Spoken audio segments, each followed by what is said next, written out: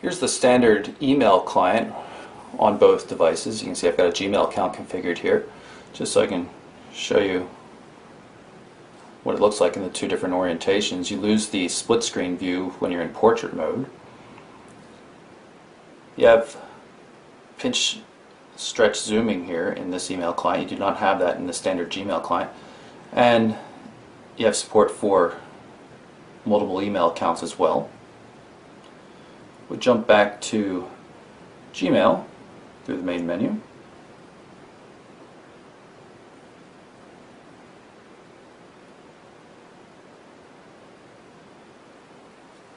can see it has quite a similar look, although the fonts are a little bit different. Here's the same message we just looked at.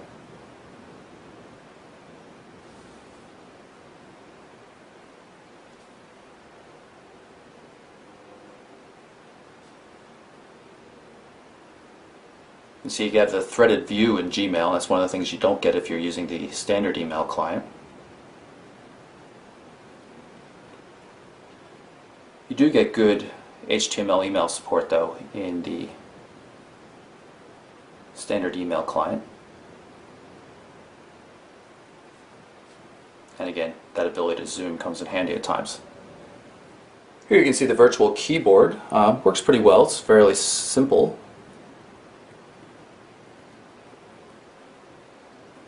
Perhaps a little hard to type with just thumbs on the 10.2 in landscape mode, although the 8.2 being much smaller is quite easy, quite thumbable from both orientations.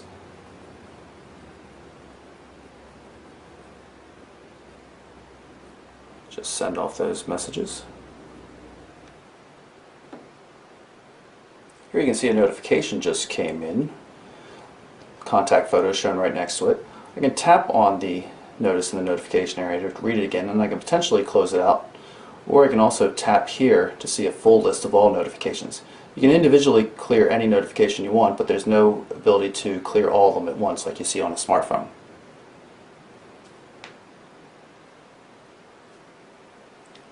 You've seen me make use of the home button quite often, probably the back button as well that sits next to it. What I haven't touched upon yet is the multitasking button. That allows me to quickly switch between applications. For example, I can jump into Evernote here, and you can take a look at the Evernote notes I have here. This one is called Food. It's just how I remember certain products that I like or dislike. You can easily view some photos that have been uploaded as well, and you can sort by tags, by notebook name, and just look at all your notes in general. It works really well on this tablet.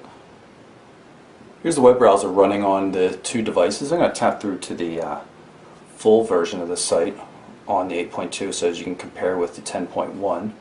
Both devices will run in either landscape or portrait orientation, but the configuration of the webcam and where the power buttons are and stuff totally suggests that you should be using this one in portrait mode most of the time and this one in landscape mode. Either way, they have the same capabilities when it comes to the browser. You have multiple tabs up here for switching between web pages, and it works quite well. You can double tap to zoom, pinch stretch zooming as well.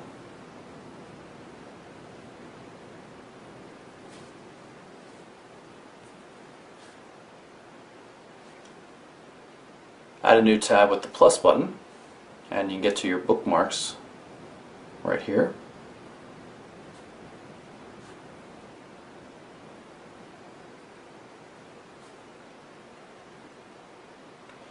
Not using Wi-Fi at all. I'm actually using the 4G LTE data connection because it's been so blazingly fast I haven't been bothered with setting up the Wi-Fi connection.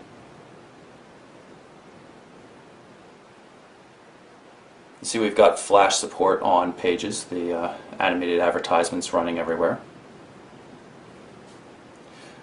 Dual-core 1.2 gigahertz processor seems to do pretty well, although there's lag still seen in web pages when there's heavy flash integration. I want to demonstrate the camera. You focus by holding down the shutter button, release to take the photo. It's a 5 megapixel rear-facing camera.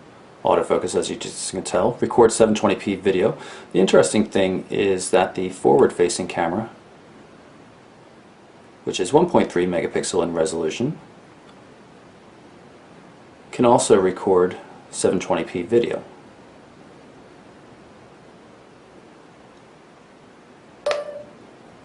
So here's a quick test, and you might note that the red privacy light is on there. It's indicating that the forward-facing camera is at work. And I'll tap through and you can see it. And while the forward-facing camera lacks autofocus, the fact that it records 720p resolution is still pretty decent. And you might note that the red privacy light is on there. It's indicating that the forward-facing camera is at work.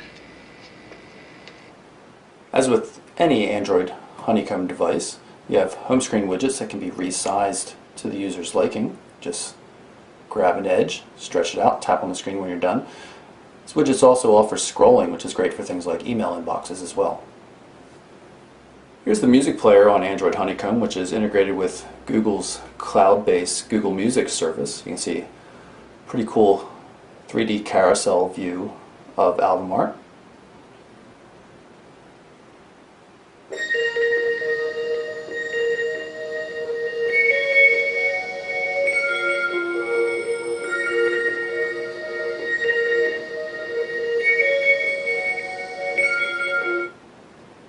And of course you have music controls in the notification area.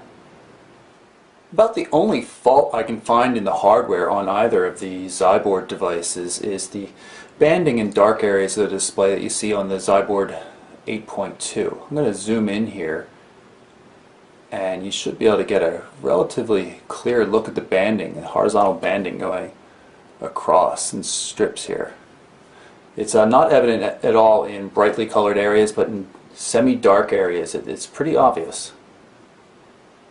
To give you a comparison, this is the 10.1 inch display on the larger Zyborg running the same live wallpaper. Now again, there is slight banding on here, but it is far less obvious in actual day-to-day viewing.